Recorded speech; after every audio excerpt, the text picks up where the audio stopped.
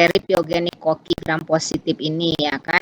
Kemudian menjelaskan cara identifikasinya dan juga menyebutkan penyakit-penyakit yang berhubungan dengan infeksi Pyogenecoccus gram positif.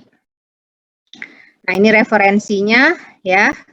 Sebenarnya saya sudah update, cuman ini referensinya belum saya perbaiki ya. Sebenarnya kalau seperti Murray ini udah yang 2019 nih yang saya ambil ya, Jawed 2018.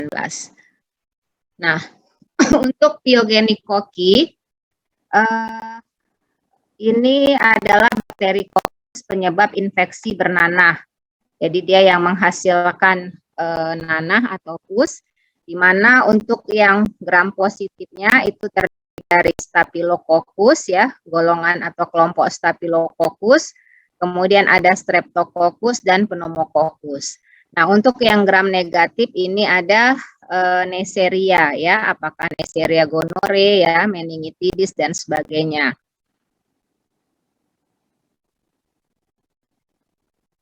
Nah, kita masuk kepada Staphylococcus. Staphylococcus ini masuk ke dalam ordo Eubacteriales, familinya Micrococcaceae, genusnya Staphylococcus ya, kemudian spesiesnya itu banyak, ada Staphylococcus aureus, epidermidis maupun Staphylococcus saprophyticus.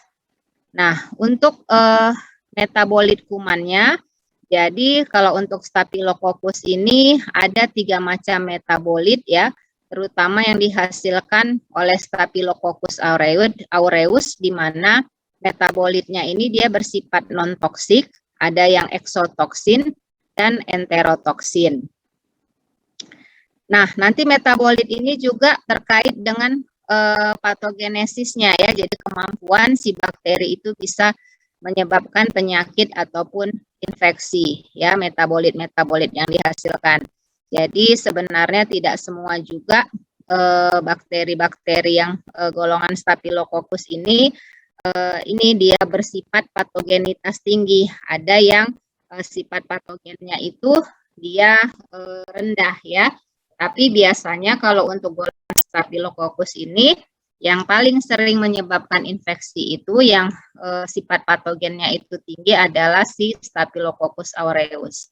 Nah, untuk metabolit non-toksiknya itu ada antigen permukaan, ya, kemudian ada enzim koagulase, kemudian ada enzim hyaluronidase, di mana ini juga untuk berfungsi pada saat dia menginfeksi, merupakan faktor spreadingnya ya, untuk penyebarannya pada saat dia menginfeksi sel manusia ataupun menginfeksi ke dalam tubuh.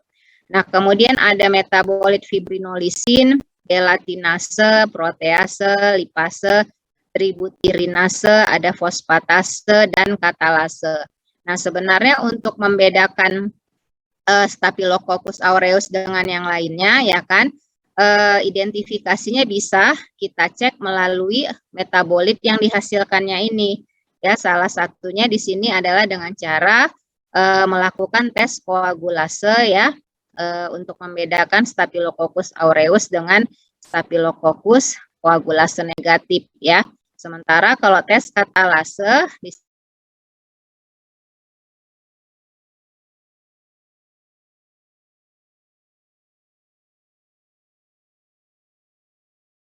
Nah, ini ada metabolit eksotoksinnya, ada alfa hemolisin, beta hemolisin, delta hemolisin, leukosidin, sitotoksin dan toksin eksfoliatif ya, di mana juga bisa untuk digunakan dalam mengidentifikasi golongan Staphylococcus ini ya. Jadi kalau aureus itu biasanya dia bersifat beta hemolisin ya. Kalian juga pasti sudah belajar mengenai, kan waktu kemarin ada yang Streptococcus tuh ada yang sifatnya alfa, beta, ya kan, kemudian gamma ya. Nah, itu nanti kita lihat bagaimana cara membedakannya. Nah, kemudian di sini juga ada toksin eksfoliatif. Biasanya kalau untuk Staphylococcus aureus, apabila dia menyebabkan infeksi pada jaringan ya, kalau dia semakin berat penyakitnya, biasanya Staphylococcus aureus itu menghasilkan toksin eksfoliatif sehingga bisa menyebabkan nekrosis dari jaringan yang diinfeksinya. Nah, kemudian ini ada metabolit enterotoksin, ya. Ini bisa kita identifikasi, ya, atau itu dihasilkan bila si Staphylococcus aureus ini, ya, kita tanam di dalam perbenihan semisolid, jadi di media semisolid dengan konsentrasi CO2-nya 30%, ya. Kemudian metabolit enterotoksin ini merupakan protein yang bersifat non-hemolitik, non-dermonekrotik, non-paralitik, kemudian lebih termostabil, ya, lebih tahan terhadap panas, kemudian tahan terhadap pepsin dan tripsin. Nah, untuk morfologi ya, kalian juga pasti sudah umum, ya, atau tahu mengenal bagaimana morfologi Staphylococcus aureus. Jadi dia bentuknya kokus, ya, ataupun bulat, ya, seperti bola. Kemudian ukurannya diameternya sekitar 0,8 sampai 1 mikrometer. Susunannya kalau untuk Staphylococcus, ciri khasnya itu dia berkelompok seperti buah anggur dan gramnya gram positif, ya, warnanya ungu. Nah, ini bisa kalian lihat di gambar atas kiri ini, ya. Jadi kalian lihat bisa berkelompok begini, bergerombol seperti buah anggur dan warnanya ungu. Kemudian untuk Staphylococcus ini dia tidak bergerak, tidak memiliki spora dan tidak menghasilkan gas dan tumbuh bagus pada suhu 37 derajat Celcius bersifat aerob, ya. Jadi kalau kita tanam suhunya cukup 37 derajat Celcius, ya, suhu yang umum untuk pada inkubator. Nah, kemudian kalau kita tanam, ya, di medium mannitol salt agar, maka koloninya akan berbentuk bulat, halus, menonjol dan berkilauan. Nah, kalau pada di MSA ini juga, ya, ini juga bisa membedakan antara Staphylococcus aureus dengan yang lainnya ataupun spesies Staphylococcus, ya. Jadi kalau misalnya kita tanam si aureus ini di MSA, dia bisa memfermentasi mannitol, ya, sehingga nanti warnanya bisa kuning keemasan. Nanti kita lihat di slide berikutnya. Nah, kemudian untuk Staphylococcus ini juga dia bisa dapat meragi banyak karbohidrat. Nah, ini patogenesis dan infeksi Staphylococcus. Jadi untuk Staphylococcus epidermidis ini kita sama-sama sudah ketahui kalau dia merupakan flora normal, ya, banyak ataupun terdapat pada di kulit, ada di saluran nafas maupun di saluran cerna. Dan umumnya sebenarnya sifatnya itu patogenitasnya itu rendah, ya, atau bisa juga tidak non patogen dan juga tidak bersifat invasif. Kemudian dia non hemolitik.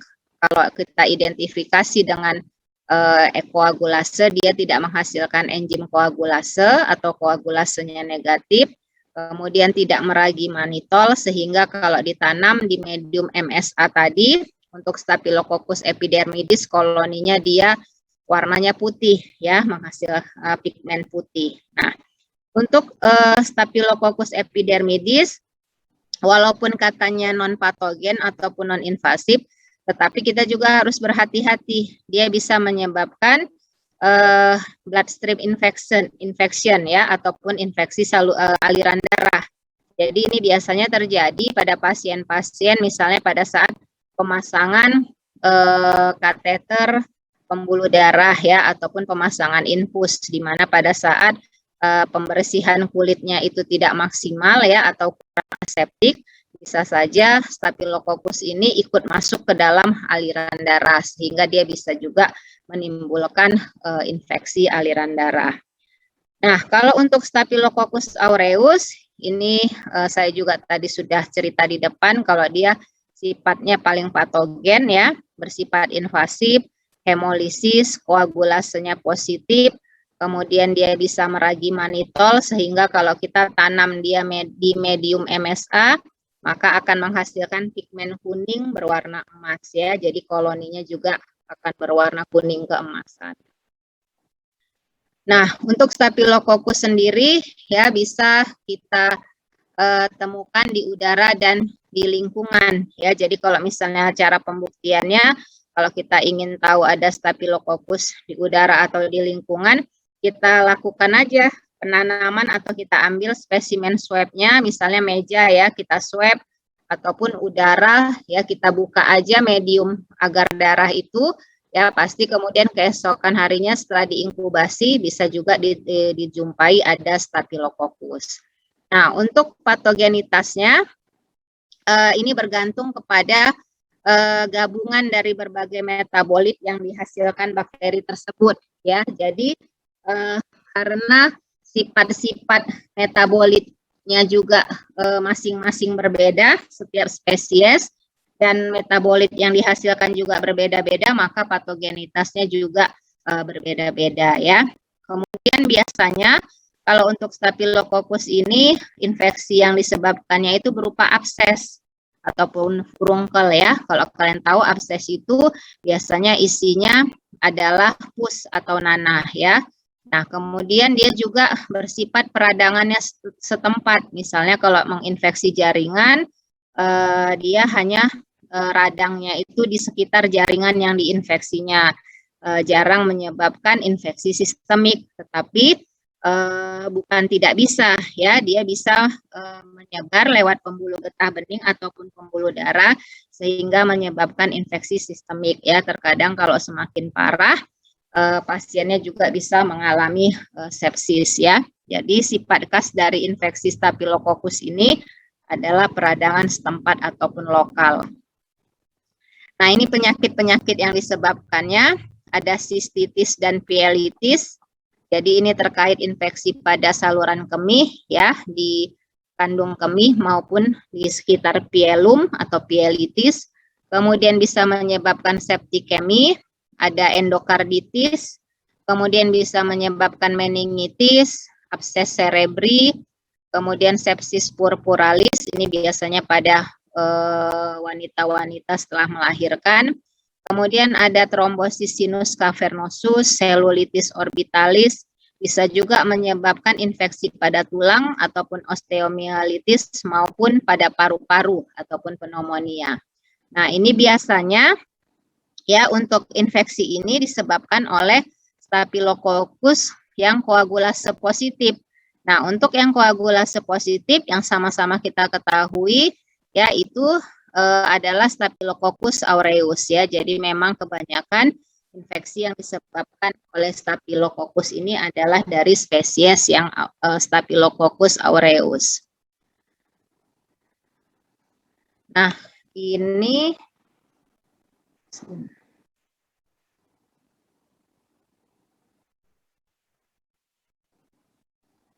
ini gambaran klinisnya. Ya, ada tanda-tanda peradangan setempat atau lokal ya, misalnya tadi ada abses.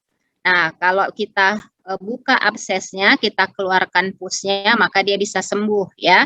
Nah, dinding fibrin di sekitar abses itu bisa mencegah penyebaran bakteri, makanya biasanya abses itu dia masih tertutup ya, ada fibrin-fibrinnya sehingga si bakteri ini tidak bisa menyebar masuk ke pembuluh darah ya. Kalau rusak itu dia bisa menyebar ya, menyebabkan bakteremia masuk ke aliran darah, itu yang tadi hati-hati kita bisa menyebabkan sepsis ataupun septikemia. Kemudian Staphylococcus ini juga bisa menyebabkan infeksi dari keracunan makanan, dari enterotoksin yang dihasilkannya. Jadi terkadang misalnya ada makanan yang terkontaminasi dengan bakteri Staphylococcus ya kan, kemudian dia menghasilkan enterotoksin, kita makan maka bisa menyebabkan keracunan makanan. Dan di sini cirinya juga keracunan makanan yang disebabkan Staphylococcus itu tidak ada demam ya.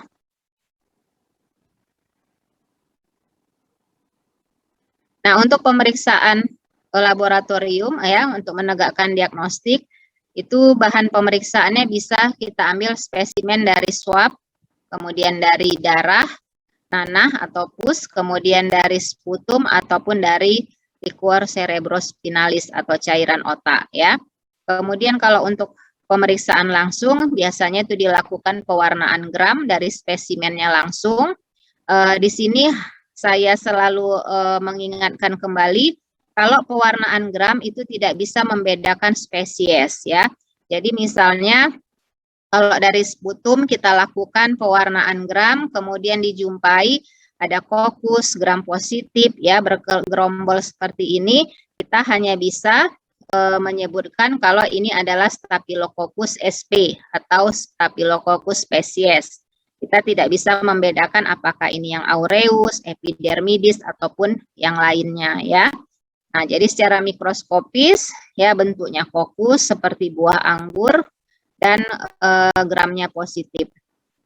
Nah, untuk kultur atau perbenihan ini biasanya digunakan adalah medium agar darah dan mannitol salt agar ya. Jadi biasanya dari berbagai spesimen itu awalnya itu ditanam di medium agar darah. Kemudian bisa diamak keesokan harinya setelah diinkubasi 24 jam, kita amati koloninya ya kan. Kemudian kita lakukan pewarnaan gram juga dari koloni tersebut ya. Kemudian baru kita bisa juga tanam langsung ke MSA ya, mannitol salt agar. Jadi kalau di agar darah ya untuk membedakan antara Staphylococcus aureus dengan yang lainnya, biasanya Staphylococcus aureus tadi dia menghasilkan metabolit ini kan beta hemolisis. Nah, jadi dia di sekeliling koloninya itu ada namanya zona jernih atau clear zone. Jadi untuk Staphylococcus aureus ini dia mampu menghemolisis atau menghancurkan sel darah ya yang ada di agar darah ini, sehingga koloni yang di sekitarnya itu akan ini adanya zona jernih atau clear zone ya di sekeliling koloninya. Nah, sementara kalau kita tanam di mannitol salt agar ya sama-sama tahu kita untuk medium MSA ini warna aslinya ya sebelum dia ditanam itu warna pink ya, pink muda gitu. Jadi pada saat ditanam kemudian setelah diinkubasi dilihat keesokan harinya kalau dia menghasilkan pigmen berwarna kuning emas berarti itu adalah Staphylococcus aureus. Jadi kalau tidak menghasilkan pigmen atau pigmennya hanya berwarna putih bisa saja itu Staphylococcus epidermidis. Nah, untuk MSA ini ya medium MSA itu dikatakan medium selektif dan diferensial untuk Staphylococcus. Kenapa? Karena dia selektif hanya menumbuhkan dari golongan Staphylococcus saja ya, dari golongan kokus, dan diferensial artinya itu bisa membedakan antara Staphylococcus spesies ya yang lainnya. Nah, kenapa Staphylococcus aureus bisa warnanya kuning emas ya? Jadi di sini sifat dari Staphylococcus aureus itu dia mampu memfermentasi mannitol sehingga terjadi perubahan pH di media ya. Jadi kemudian medianya berubah menjadi warna kuning ya di sekeliling koloninya sehingga koloninya menjadi kuning emas. Kalau epidermidis warna medianya tidak berubah ya karena dia tidak memfermentasi mannitol sehingga koloninya warnanya putih. Nah, ini juga yang tes katalase, ini juga salah satu untuk mengidentifikasi antara Staphylococcus dengan Streptococcus, di mana di sini adalah untuk mendeteksi enzim katalase ya. Jadi nanti bakterinya, koloni bakterinya ya setelah ditanam ya, setelah ditumbuhkan itu ditambahkan dengan H2O2 3% atau peroksida 3%, maka nanti reaksinya akan menghasilkan air dan O2. Di mana untuk identifikasi ataupun tes katalase ini dikatakan positif apabila ada gelembung positif ya, adanya gelembung-gelembung. Kalau negatif itu dia tidak ada gelembung. Makanya untuk Staphylococcus itu katalasenya positif, sementara Streptococcus katalasenya negatif ya.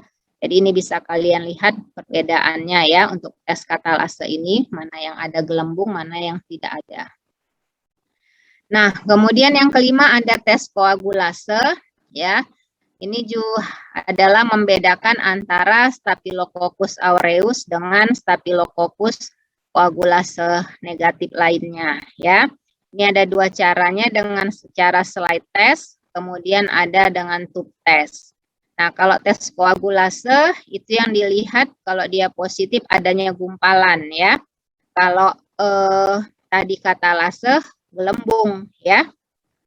Nah, ini dia. Jadi kalau misalnya positif ya, bakterinya itu kita teteskan dengan reagennya, biasanya itu reagen koagulasenya itu udah ada siap dijual ya. Jadi kita teteskan ya, kemudian kita diamkan sebentar atau kita goyang beberapa paling tidak 1 menit, maka dia akan terjadi penggumpalan kalau itu adalah Staphylococcus aureus.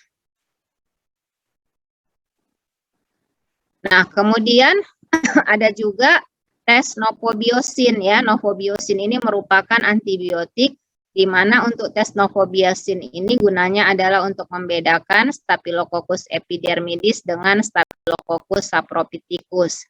Di mana kalau Staphylococcus epidermidis dia sensitif terhadap nofobiosin, kalau Staphylococcus saprophyticus itu dia resisten ya. Jadi misalnya ini cara berpikirnya gini. Jadi misalnya ada spesimen, kemudian kita tanam, ya kita kultur. Keesokan harinya tumbuh koloni, kemudian koloninya itu kita gram, ternyata dia bentuknya fokus, bergerombol, dan gramnya gram positif. Nah itu kan berarti kita identifikasi dia dengan Staphylococcus spesies. Kita nggak tahu kan dia spesiesnya apa. Nah kemudian dengan tes yang inilah kita lakukan untuk membedakannya. Jadi kalau kita ingin tahu apakah dia Staphylococcus aureus, bisa dilakukan tes koagulase. Nah, kalau misalnya tes koagulasenya negatif, berarti kan dia masuk ke dalam golongan Staphylococcus koagulase negatif. Ya, jadi kemudian kita ini bedakan lagi, ya, apakah dia yang epidermidis ataupun saprophyticus dengan cara ini tadi nofobiosin tes ya. Jadi bakterinya ditanam lagi, kemudian letakkan cakram antibiotik nofobiosin, kemudian kita inkubasi lagi 1 hari atau 24 jam.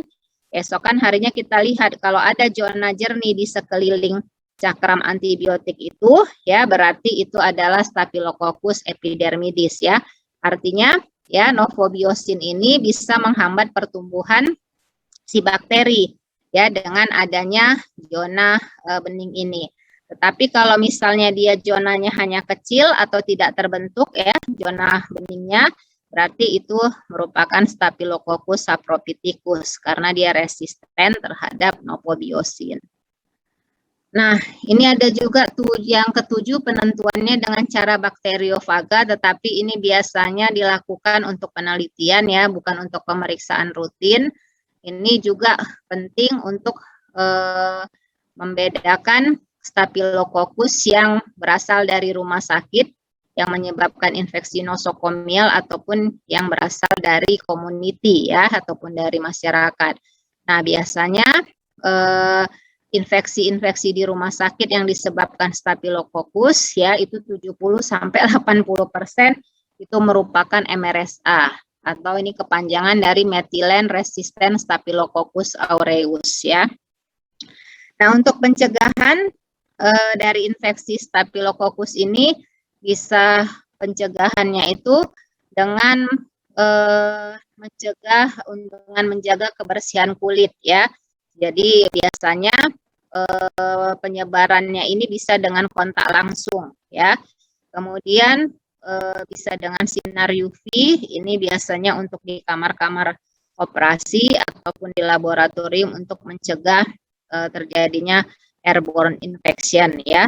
Tetapi sebenarnya untuk sinar UV ini sudah tidak efektif lagi ya untuk di kamar operasi. Makanya di kamar operasi itu sekarang sudah tidak digunakan sinar UV karena sinar UV itu dia hanya membunuh kuman-kuman ya ataupun bakteri-bakteri yang berada di atasnya ya, jadi yang berada di udara. Dia tidak bisa menembus misalnya kalau ada meja operasi ya, yang di bawah meja operasi itu dia tidak bisa menembus meja operasi itu sehingga sinarnya tidak bisa sampai ke bawah dan biasanya bakteri yang ada di bawah meja operasi itu tidak mati ya. Makanya sekarang Untuk kamar operasi itu biasanya digunakan HEPA filter ya, sudah tidak lagi dengan sinar UV. Nah, ini perbedaan sifat dari spesies Staphylococcus aureus ya. Ini kalau yang aureus koloninya kuning emas, yang epidermidis putih, yang saprophyticus dia kuning jeruk. Kalau yang aureus dari sifat hemolisisnya dia bisa hemolisa, yang epidermidis bisa hemolisa ataupun tidak, yang saprophyticus tidak hemolisa. Nah, untuk pertumbuhan ya, untuk aureus dia bisa aerob dan bisa juga fakultatif anaerob ya. Kalau yang epidermidis juga bisa, kalau saprophyticus dia biasanya lebih ke aerob dibandingkan anaerob ya. Nanti ini kalian baca lagi tabelnya ya. Kalau aureus ini koagulasenya positif, epid sama saprophyticus itu dia negatif koagulasenya. Nah, untuk Staphylococcus aureus ini tadi kita ada menyinggung mengenai MRSA ya, ini menyebabkan kendala ataupun tantangan dalam pengobatan ya pada infeksi yang disebabkan oleh MRSA ini. Kenapa? Karena bakteri-bakteri Staphylococcus aureus yang sudah resisten terhadap metisilin ataupun MRSA ini dia banyak resisten terhadap obat-obat antibiotik ya, sehingga biasanya pasien-pasien yang diinfeksi dengan MRSA ini biasanya lebih sulit pengobatannya ya, kemudian keadaannya biasanya lebih berat ataupun lebih parah ya. Kenapa? Karena obatnya juga sudah banyak yang resisten. Nah, ini tadi ya sudah kita ceritakan sedikit. Jadi untuk MRSA ini ya sudah banyak resisten terhadap golongan beta laktam, penisilin maupun cephalosporin ya. Jadi obat pilihannya itu untuk MRSA itu ada vancomycin, kemudian ada linezolid ya. Jadi kalau udah pakai golongan beta laktam ataupun cephalosporin itu dia udah nggak bisa ya. Nah, kalau ini sih MRSA ini mekanisme resistensinya ya karena ada terbentuknya gen MECA ya, inilah yang menyebabkan terjadinya Staphylococcus aureus itu jadinya dia mutasi, ada gen MECA-nya ini, jadi dia lebih tahan terhadap berbagai antibiotik. Nah, biasanya MRSA ini juga menyebabkan infeksi nosokomial di ICU dan kalau penularannya itu malah sering melibatkan tenaga medis ya. Jadi terkadang dia misalnya ada satu pasien ya, dia menangani pasien yang satu ini yang sudah terinfeksi MRSA, lupa dia cuci tangan, kemudian dia memegang pasien yang lain, maka sehingga dia bisa menularkan, mentransmisikan MRSA tadi yang di satu pasien ke pasien yang lainnya. Nah, untuk kolonisasi ya MRSA ini bisa terdapat 85% di hidung, di nares anterior. Makanya biasanya kalau di luar negeri itu pasien-pasien yang masuk ke ICU ataupun pasien dalam kondisi berat itu biasanya mereka dilakukan screening MRSA. Jadi diambil swab hidungnya, diperiksa apakah ada MRSA atau tidak ya. Jadi kalau misalnya ada MRSA diberikan pengobatan ya, kemudian biasanya pasiennya juga diisolasi, tidak digabung dengan pasien lain yang yang bisa juga terinfeksi dengan MRSA ini ya. Nah, untuk pencegahan MRSA bisa menggunakan masker, sarung tangan dalam melakukan tindakan medis, tetapi sebenarnya yang paling penting adalah cuci tangan. Ya, kemudian untuk tenaga medis itu rutin dilakukan screening MRSA ya terhadap tenaga medis maupun pasien untuk deteksi dini. Apabila setelah di screening ya dijumpai adanya carrier MRSA, misalnya kalau di hidung itu maka diobati dengan melakukan dekolonisasi menggunakan mupirocin krem ya. Ini dilakukan, diberikan selama 2 minggu. Biasanya screeningnya itu bukan hanya di hidung aja yang diambil ya, di ketiak juga ya. Nah, kalau dijumpai di ketiak itu biasanya pasiennya disuruh mandi dengan klorheksidin ya. Nah, yang kedua kita masuk pada Streptococcus. Ini juga sama dengan Staphylococcus, ordonya Eubacteriales, familinya Streptococcaceae, genusnya Streptococcus, dan spesiesnya ini banyak ya, ada yang Streptococcus viridans, Pyogenes maupun pneumonia.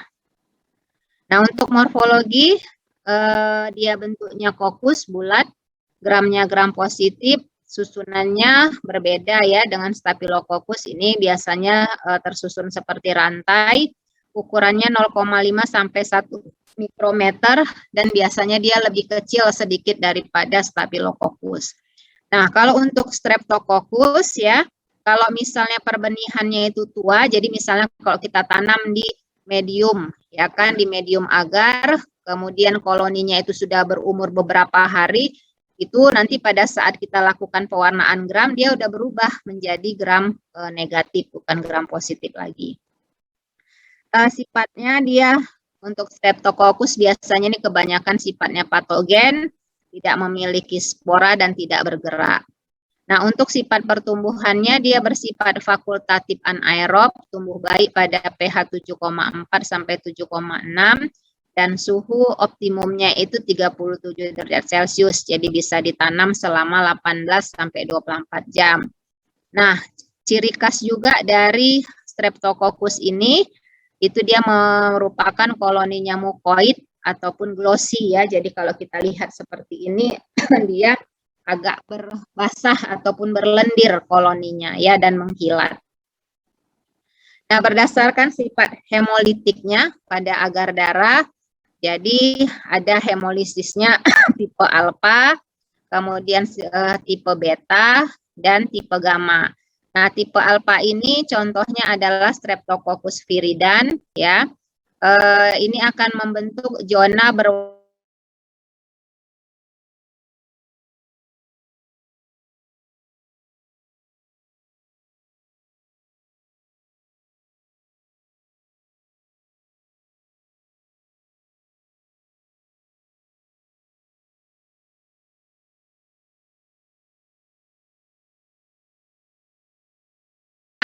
ya, ini contohnya Streptococcus hemolyticus. Ini akan terbentuk zona bening di sekeliling koloninya ya, karena untuk hemolisis tipe beta dia hemolisisnya itu bersifat sempurna. Nah, ada Streptococcus unhemolyticus, ini tipe hemolisisnya tipe hemolisis gamma. Ini jadi tidak menyebabkan hemolisis ya, jadi tidak ada zona di sekeliling koloninya. Nah, ini bisa kalian lihat ya perbedaannya. Ini yang Streptococcus viridans ya, di sekeliling koloninya ini sebenarnya ada zona, tetapi warnanya kehijauan ya, karena hemolisanya hanya sebagian dan biasanya ini disebut green zones ataupun green hemolysis ataupun hemolysis tipe alpha. Nah, kalau yang tipe beta ya, ini bisa kalian lihat dia clear zone di sekeliling koloninya. Ini kalau yang alfa juga dia tidak sempurna. Nah, kalau yang unhemolysis dia seperti ini, tidak ada zona di sekeliling koloninya. Klasifikasi Streptococcus bisa berdasarkan daya kerjanya, itu tadi mengenai hemolisa di sel darahnya, di sel darah merah. Kemudian daya tahannya terhadap zat-zat fisika maupun kimia, dan juga berdasarkan tes biokimianya.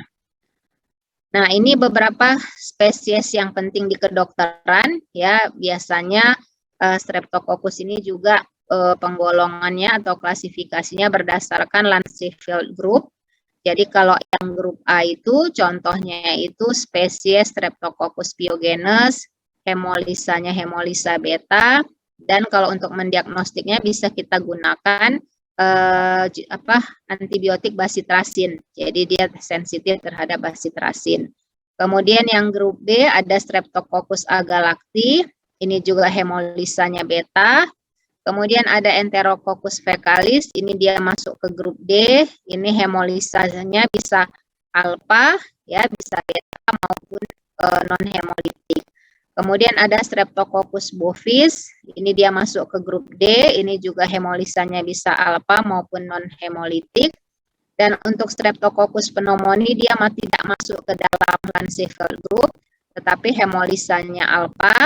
Kalau yang untuk viridan juga tidak masuk dalam Lancevel group A, B ataupun D, tapi dia hemolisanya alfa ya. Nah, kalau ini yang penting di kedokteran ya, yang sering menyebabkan penyakit itu adalah Streptococcus pyogenes ya. Dia bisa bersifat lokal ataupun diseminata infeksinya. Kemudian dia menghasilkan enzim yang toksigenik. Ini nama-nama penyakitnya. Kemudian untuk Streptococcus agalacti ini juga biasanya menyebabkan sepsis neonatorum maupun meningitis. Nah, kalau untuk Streptococcus agalacti ini sebagian pada wanita usia subur dia bisa berkolonisasi di vagina ya. Kalau Streptococcus pyogenes kolonisasi ataupun bisa flora normal ini ada di kulit, darah ya maupun di tenggorokan. Nah, ini nanti kalian baca lagi ya. Kemudian untuk Streptococcus pneumoniae ya ini juga bisa dia berkolonisasi di orofaring. Ya, ini penyakitnya bisa menyebabkan pneumonia, otitis media maupun meningitis. Nah, ini enzim-enzim yang dihasilkan Streptococcus ada streptokinase, streptodornase, hyaluronidase, proteinase, amilase dan esterase. Nah, untuk uji diagnostik laboratoriumnya, spesimen yang diambil itu bisa dari usap tenggorokan, bisa dari nanah ataupun pus maupun dari darah. Nah, untuk pemeriksaan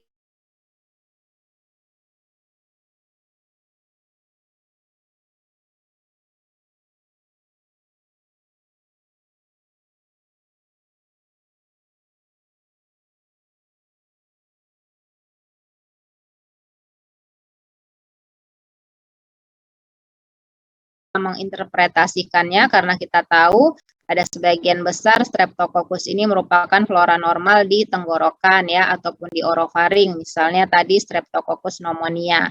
Jadi kalau misalnya kita dapatkan Streptococcus pneumoniae dari spesimen usap tenggorok ya belum tentu juga itu penyebab penyakitnya ya karena dia juga bisa merupakan flora normal ataupun berkolonisasi di tenggorokan ya. Nah, kalau untuk imunofluoresensi, pemeriksaan imunofluoresensi dengan mikroskop imunofluoresensi, ya ini biasanya untuk mendeteksi Streptococcus grup A. Kalau kultur, ini untuk Streptococcus umumnya dilakukan pada medium agar darah, ya. Kemudian untuk pemeriksaan langsung bakterinya, kalau hasil kulturnya tidak tumbuh, itu bisa kita tanam kembali dia di medium tioglikolat ya, karena Streptococcus ini sebenarnya dia bisa tumbuh pada kondisi yang anaerob ya, jadi seperti dibilang fakultatif anaerob ya, jadi biasanya kalau nggak tumbuh, kemudian terkadang bisa kita ganti suasananya dari aerob menjadi anaerob ya dengan diinkubasi dalam anaerobic jar ya. Kemudian kalau ada CO2-nya kadar CO2-nya 10%, dia bisa mempercepat hemolisis. Jadi kalau untuk kultur Streptococcus itu kalau di laboratorium lebih bagus dia menggunakan inkubator yang mikroaerofilik ataupun inkubator CO2 ya. Jadi di mana inkubator tadi ya bisa menghasilkan CO2 10% sehingga dia bisa mempercepat pertumbuhan Streptococcus, juga bisa mempercepat terjadinya hemolisis. Nah, kalau untuk cakram basitrasin ini akan menghambat Streptococcus grup A ya. Jadi biasanya untuk Streptococcus yang grup A ini dia masih sensitif terhadap basitrasin. Nah, untuk pencegahan ya yang penting di sini sebenarnya kalau antibiotik itu tidak bisa untuk pencegahan ya, dia untuk pengobatan. Kenapa? Kalau kita berikan orang dengan untuk mencegah infeksi Streptococcus dengan antibiotik, ditakutkan nanti akibatnya adalah timbul resistensi terhadap antibiotik tersebut ya. Tetapi kalau misalnya ada pasien ya yang pernah terjadi demam rematik, nah ini bisa diberikan antibiotik profilaksis untuk mencegah demam rematiknya. Nah, yang paling penting di sini adalah eradikasi ya Streptococcus grup A dari carrier ya. Kemudian pencegahan penyebaran bakteri bisa dari mencegah pengotoran debu, ventilasi, ya, saringan udara, sinar UV, dan lain sebagainya. Yang ketiga, kita masuk ke pneumococcus. Ini sama dengan Streptococcus pneumonia, di mana di sini Steenberg dan Pasteur di tempat yang berbeda pada tahun 1881 menemukan pneumococcus di dalam saliva ya manusia. Kemudian 1886 ya Frunkel dan Weisselbaum dia juga menemukan pneumococcus ini yang menyebabkan radang paru-paru ataupun pneumonia lobaris. Dan juga ditemukan pneumococcus ini ataupun Streptococcus pneumonia ini sebagai flora normal di traktus respiratorius bagian atas ya, jadi di orofaring ataupun di tenggorokan ya. Pneumococcus ini bisa menyebabkan pneumonia, sinusitis, otitis, meningitis, osteomielitis, artritis, peritonitis maupun ulcerasi kornea ya pada mata.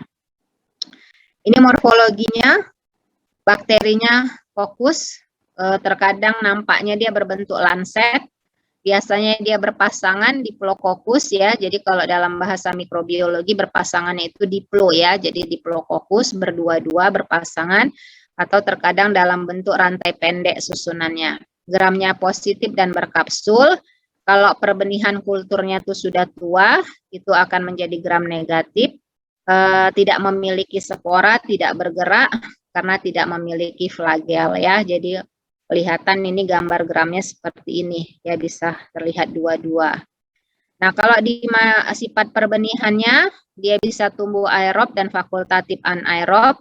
Suhu optimumnya 37,5 derajat Celcius, pH-nya 7,6 sampai 7,8.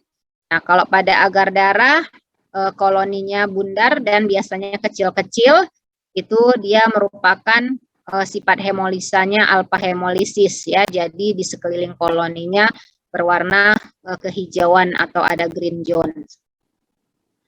Nah, cara identifikasinya juga untuk membedakannya dengan Streptococcus viridans ya, kalau yang pneumonia itu lisis dalam larutan empedu 10% atau natrium desoksikolat 2% dalam waktu 5 sampai 10 menit.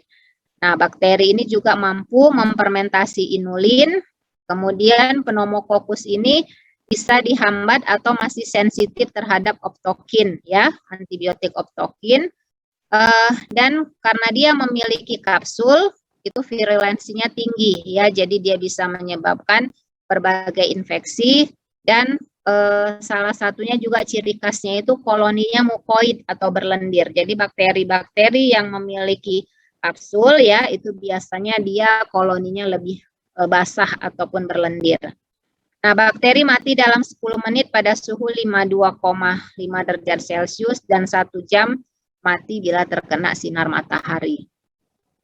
Patogenesisnya, kalau pada orang dewasa ini yang paling sering menyebabkan infeksi pada kasus-kasus pneumonia itu tipe 1 sampai 8. Kalau pada anak-anak itu biasanya tipe atau serotipe 6, 14, 19, dan 23 ya. Kenapa? Karena dia memiliki kapsul dan virulensinya sangat tinggi ya. Kenapa kapsul ini dia bisa mencegah dari sistem imun. Jadi sel-sel pagosit itu tidak bisa mencerna ya bakteri tadi. Jadi dia bisa bertahan ini bakteri karena ada kapsulnya. Kemudian tidak menghasilkan toksin tapi bisa carrier ya 40 sampai 70% di manusia. Mukosa pernapasan normal ya ini memiliki daya tahan alamiah terhadap pneumococcus ya. Jadi karena secara alami kita juga memiliki sistem imun yang lebih tahan terhadap infeksi pneumococcus. Nah, untuk faktor predisposisinya atau faktor resiko infeksi ini bisa karena kelainan saluran nafas, karena adanya alkohol sehingga bisa menekan efek fagositosis, kelainan dinamika sirkulasi, adanya anemia sel sabit, hiposplenisme ataupun defisiensi komplement dan nekrosis. Jadi biasanya pada pasien-pasien yang imunokompromis ya sering terjadi infeksi pneumokokus.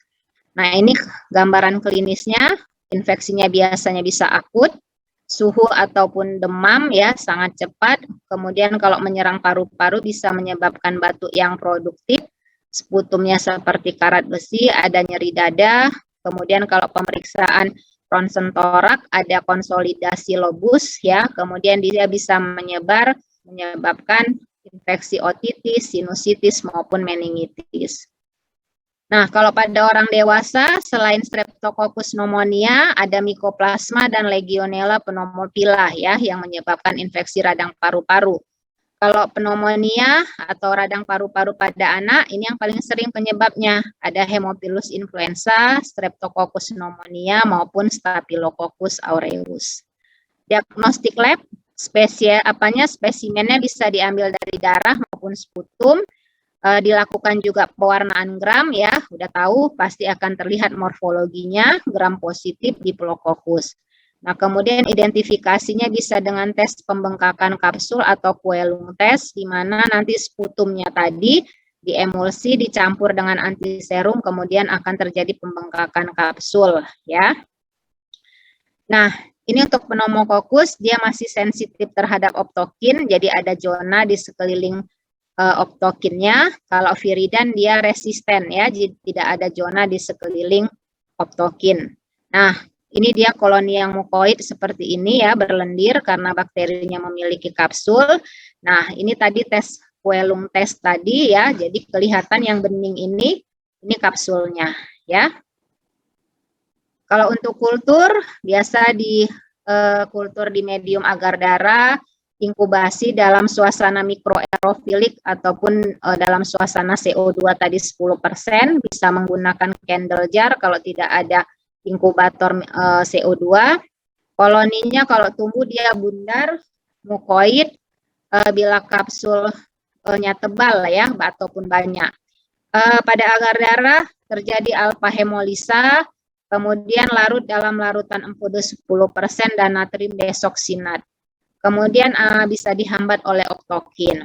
Nah, ini juga kalau pada penelitian apabila kita lakukan suntikan intraperitoneal sputum yang mengandung Streptococcus pneumonia pada tikus, maka tikus itu akan mati dalam waktu 18 sampai 48 jam. Kalau dia menyebabkan meningitis ya, spesimennya itu yang diambil adalah dari cairan otak. Nah, untuk obat pilihan untuk Streptococcus masih bisa menggunakan penisilin G. Oke.